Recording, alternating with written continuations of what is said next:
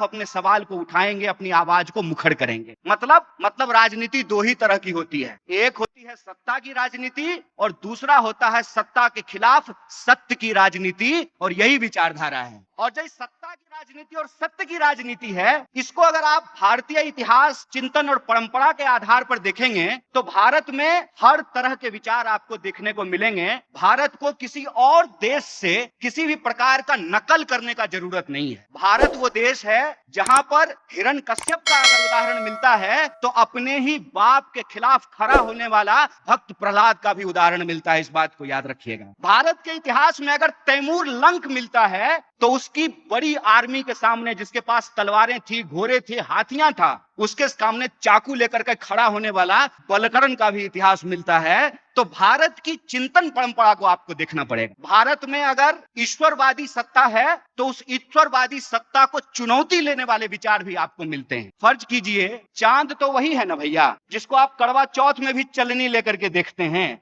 और ईद में भी देखते हैं। चांद को थोड़ी पता है कि धरती पर उसके नाम से लोग लड़ रहे हैं। वो तो करवा चौथ में भी देखा जा रहा है और ईद में भी देखा जा रहा है। इसका फैसला आपको करना है कि आपको समाज में किस संरचना का निर्माण करना है। अगर आपको समाज में बराबरी की संरचना का निर्माण करना है तो भारत में उसकी चिंतन परंपरा को आपको ढूंढ करके लाना पड़ेगा। और भारत में समानता, एकता, न्याय, बराबरी, इसकी चिंतन परंपरा यह है कि आपको कबीर के पास जाना पड़ेगा, आपको नानक के पास जाना पड़ेगा, आपको बुद्ध के पास जाना पड़ेगा, आपको शिवाजी के पास जाना पड़ेगा, आपको अन्ना भाऊ साठे के पास जाना पड़ेगा। क्या कहते हैं कबीर? कबीर कहते हैं कि काकर पाथर छाड़ी के माजिद लियो बनाए, तापर मुल्ला बांग दे बहरो भयो खुदाए। ये होता है सत्ता को चुनौती देना। सत्ता कितने प्रकार की है? सत्ता जाति की हो सकती है, सत्ता धर्म का हो सकता है, सत्ता पितृ सत्ता की हो सकती है, सत्ता अर्थ का हो सकता है। कहते हैं ना कि ये दुनिया है काला बाजार की, पैसा बोलता है, पैसे से हर चीज खरीदा जा रहा है। तो सत्ता को चुनौती देने का जो साहस होता है, वो साहस अगर आपके भीतर है, वो समझ आपके भीतर है, तो आप सत्य की राजनीति के साथ खड़े हैं। दो ही रास्ता है, नदी के उस किनारे खड़े हो जाइए, सत्ता से हाथ मिला लीजिए, या अपने दिलों में सत्य का अरमान लिए हुए गांधी बुद्ध के रास्ते पे चल पड़िए, डॉक्टर बाबा साहब भीमराव अंबेडकर के रास्ते पे आगे निकल पड़िए। और बुरा मत मानिएगा, बहुत सारे स्पीकर ने कहा कि विचार नहीं होता है, गलत बात है। अगर विचार नहीं होता है तो आप में और कुत्ता में कोई फर्क नहीं है, इस बात को याद रखिएगा। विचार होता है, विचार के बिना आपके भीतर प्रश्न पूछने की क्षमता नहीं आती है, सत्य को चुनौती देने की क्षमता नहीं आती है, सत्ता से टकराने का साहस आपको नहीं होता है। विचार होता है, नजरिया होता है, तभी आपको नजर आता है। चलिए हमारे साथ ताजमहल हमारे साथ देखने चलिए, आपको खूबसूरती दिखाई देगी, हमको दिखाई देगा कि बड़े मजदूरों का शोषण किया गया, उसको पेमेंट नहीं किया गया, उसको वेज नहीं दिया गया है। एक ही चीज है, उसको आप किस नजरिए से देखते हैं, ये नजरिए पे निर्भर करता है। और मुझे बताइए, गन्ने को यदि चना कहने लगे तो चने गन्ने जैसा स्वाद तो नहीं देने लगेगा ना। सिर्फ नाम बदल देने से क्या होगा? लड़ाई हमेशा सत्य और सत्ता की रहती है, और सत्य और सत्ता दोनों बदलते रहता है। ऐसा नहीं है कि ये हमेशा अस्थायी रहता है। सत्ता भी बदलता है और सत्य भी बदलता है। सत्ता का परिवर्तन भी होते रहता है, उसके अनुसार सत्य का भी परिवर्तन होते रहता है। और हम किस काल खंड में पैदा हुए हैं, इससे हमारी विचारधारा तय होती है। जैसे एग्जाम, आप देखिए कड़वा चौथ को चलनी लेकर के, आप देखिए ईद पर चांद को, लेकिन जब एग्जाम होगा यूपीएससी का और पूछा जाएगा कि चंद्रग्रहण कैसे लगता है, तो ये लिख करके आइएगा कि केतु और राहु की वजह से होता है, तो एग्जाम में आप फेल हो जाइएगा। इस बात को याद रखिएगा। विज्ञान से पहले तर्क है, और तर्क की अगर आप बात करेंगे तो इस देश में तर्क रहा है, और तर्क ने हर प्रकार की सत्ता को चुनौती दिया है। वही कबीर जो लिखते हैं कि काकर पातर छाड़ी के माजिद लियो बनाए, तापर मुल्ला बांग दे बहरो भयो खुदाए। वही कबीर लिखते हैं कि पाथर पूजे हरि मिले तो मैं पूजूं पहाड़। वही कबीर लिखते हैं, वही नानक लिखते हैं, वही बुद्ध लिखते हैं, वही इस देश के जन कवि लिखते हैं। और कवि दो तरह के होते हैं, इस बात को याद रखिएगा। जैसे मैं कहता हूं कि राजनीतिक व्यक्ति दो तरह का होता है, उसी तरह से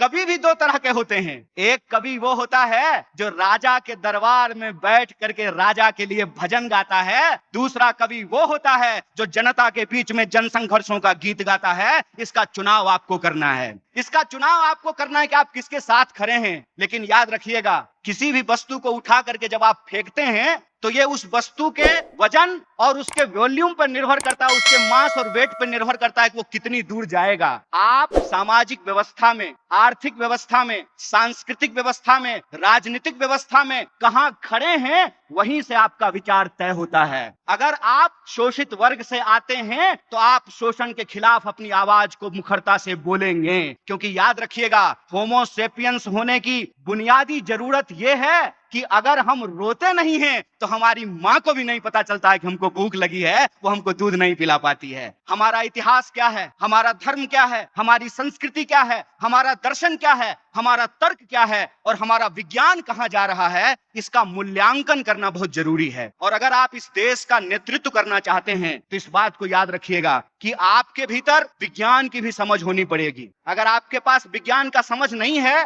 तो संसद में बैठ करके आप कौन सा पॉलिसी बनाएगा, हमको बता दीजिए। जो फिजिक्स पढ़ा ही नहीं है, जिसको मालूम ही नहीं है कि न्यूटन के फिजिक्स में, आइंस्टाइन के फिजिक्स में और क्वांटम फिजिक्स में क्या डिफरेंस है, उसको नैनो टेक्नोलॉजी नहीं पता चलेगा, उसको एआई नहीं पता चलेगा, इंजन का डिसइंटीग्रेशन कैसे हो रहा है उसको नहीं पता चलेगा। इसीलिए पर्यावरण को बचाने के लिए जो नीतियां बनानी है वो नीतियां वो नहीं बना पाएगा। इसीलिए वो इकोलॉजी के सवाल को अपने पॉलिटिक्स में शामिल नहीं कर सकता है। इसीलिए एक अगर आप राजनेता होना चाहते हैं तो सबसे पहले आपके भीतर तर्कपूर्ण वैज्ञानिक दृष्टिकोण होना चाहिए, और दूसरा आपको इतिहास की समझ होनी चाहिए। अगर आपको इतिहास की समझ है तो आप यह बात बखूबी समझते हैं कि राजा आपस में लड़ते थे, जनता नहीं लड़ती थी। राजा के हार या जीत जाने से जनता का भला नहीं होता था। जनता का भला आपको मालूम है कब हुआ? आजादी के आंदोलन से, उस गर्भ से। अगर आप इस देश में सत्य की राजनीति का इतिहास ढूंढ करके निकालेंगे तो आपको पता चलेगा कि इस देश में theory of emancipation against the establishment 3 तरह की धाराएं आपको देखने को मिलेगी। पहली धारा बहुजनवादी धारा है, जिसमें आप फूले का नाम ले सकते हैं, जिसमें आप संभाजी महाराज का नाम, साहू जी महाराज का नाम, डॉक्टर बाबा साहब भीमराव अंबेडकर का नाम, बिरसा का नाम, तमाम सिद्धों कानों का इतिहास जो है आप उसके अंतर्गत देख सकते हैं। दूसरी जो धारा है वो है समाजवादी धारा, जिसमें आप तमाम समाजवादी नेताओं के रोल को देख सकते हैं, उनके कंट्रीब्यूशन को नेशन बिल्डिंग में देख सकते हैं। और तीसरा है साम्यवादी धारा। अगर ये तीनों धाराएं नहीं होती उस स्वतंत्रता आंदोलन के गर्भ में, तो जब देश आजाद हुआ 1947 में, तो कॉन्ट्रैक्ट के तहत भारत का संविधान इस देश की सर्वस्व जनता को स्वीकार नहीं होता, और एक जनता मतलब एक वोट, मतलब जो हवाई जहाज से उड़ेगा उसका भी वोट एक और जो पैदल चलेगा उसका भी वोट एक होगा। यह सुनिश्चित किया गया है इस देश के संविधान से। देखिए,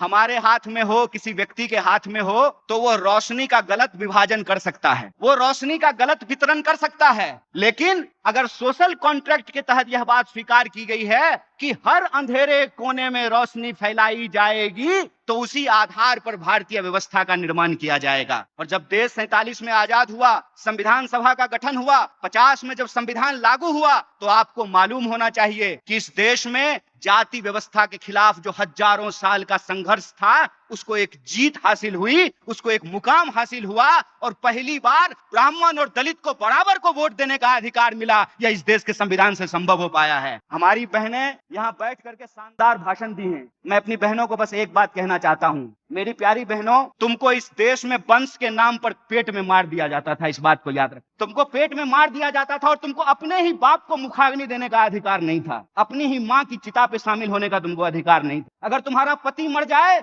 तो तुमको जिंदा जला दिया जाता था, इस बात को याद रखना, क्योंकि तुमको जीने का अधिकार नहीं है, तुम विधवा हो चुकी हो। ये तमाम कानून इस देश में बदले गए और महिलाओं को भी पढ़ने का अधिकार मिले, उसके लिए सावित्रीबाई फूले ने संघर्ष किया और महिलाओं को पढ़ाया। और जब आज महिलाएं पढ़ी हैं तो उसका नतीजा है कि वो पढ़ा भी नहीं है और पढ़ भी नहीं है और मंच पे खड़ा होकर के आज भाषण दे रही हैं। इस बात को याद रखना कि इस देश का इतिहास, अगर उसमें शोषण है तो उस शोषण के खिलाफ संघर्ष का भी इतिहास है, और इसी देश में महिलाओं ने भी एक से एक संघर्ष किए हैं। इसीलिए मेरा आप सबसे निवेदन करना है कि अगर आप राजनीति में आना चाहते हैं तो आप तय कीजिए कि आप सत्य के साथ खड़े हैं कि सत्ता के साथ खड़े हैं। अगर आप सत्य के साथ खड़े हैं तो आपको सत्य के लिए संघर्ष करना पड़ेगा, और जब आप सत्य के लिए संघर्ष करेंगे तो इस बात को याद रखिएगा कि आपके भीतर विज्ञान की भी समझ हो, इतिहास की भी समझ हो, दर्शन की भी समझ हो, और इस देश में समाज में रहने के लिए जो व्यवहारिकता है उस व्यवहारिकता की भी हमको समझदारी हो। लेकिन व्यवहारिकता का मतलब ये मत समझना दोस्त, आजकल युवा नेता क्या करते हैं, मोबाइल लेते हैं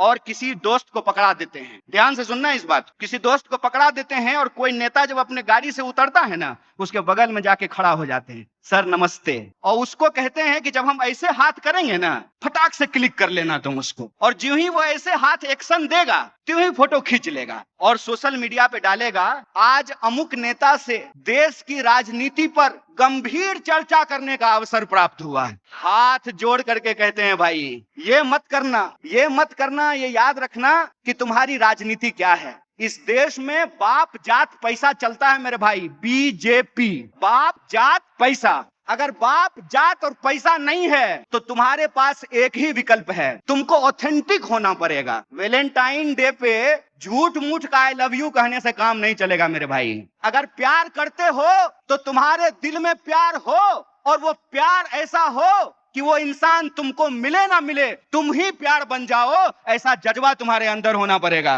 और ऐसा जज्बा अगर तुम्हारे भीतर है तो मैं तुमको एक बात कह देता हूं, कोई बाप ऐसा बच्चा नहीं पैदा किया है कि संघर्ष की कोख से पैदा होने वाले इंसान का रास्ता रोक दे। तुमको सत्य के साथ खड़ा होना पड़ेगा। फिर वो जो नेताजी के साथ तुम ऐसे फोटो खिंचा रहे हो ना, वो नेताजी अपने पीए से फोन कराएंगे कि जरा उसको बुला दो, तो तुम कहना नेताजी बाद में आते हैं, अभी हम आंदोलन करने जा रहे हैं, जरा कलेक्टर को हम स्मारक पत्र देने के लिए जा रहे हैं। राजनीति का मतलब सत्य के लिए संघर्ष करना होता है और सत्य की एक विचारधारा होती है, इस बात को याद रखना। दक्षिण, वाम और मध्य के रास्ते में मैं पढ़ने के लिए नहीं कहता हूं, उसका चुनाव आप खुद करो, लेकिन कैटेगरी में मत फंसो। लेकिन एक कैटेगरी जरूर होती है, वो कैटेगरी होता है सत्य का। उस सत्य की विचारधारा पे चलो, और इस देश ने बार बार ये साबित किया है, यह देश बुद्ध की धरती है, इसीलिए यहाँ कोई भी संघर्ष हिंसा से नहीं अहिंसा से करके उस संघर्ष को जीता जा सकता है। अगर बुद्ध ने उंगली माल को संत बना दिया